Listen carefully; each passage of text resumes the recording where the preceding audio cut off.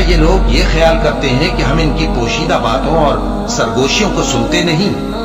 کیوں نہیں، سب سنتے ہیں، اور ہمارے فرشتے ان کے پاس ان کی سب باتیں لکھ لیتے ہیں۔ کہہ دو کہ اگر رحمان کے لیے اولاد ہو تو میں سب سے پہلے اس کی عبادت کرنے والا ہوں۔ یہ جو کچھ بیان کرتے ہیں آسمانوں اور زمین کا مالک جو عرش کا بھی مالک ہے اس سے پاک ہے، تو ان کو بک بک کرنے اور کھیلنے دو، یہاں تک کہ جس دن کا ان سے وعدہ کیا جاتا ہے اس کو دیکھ لیں۔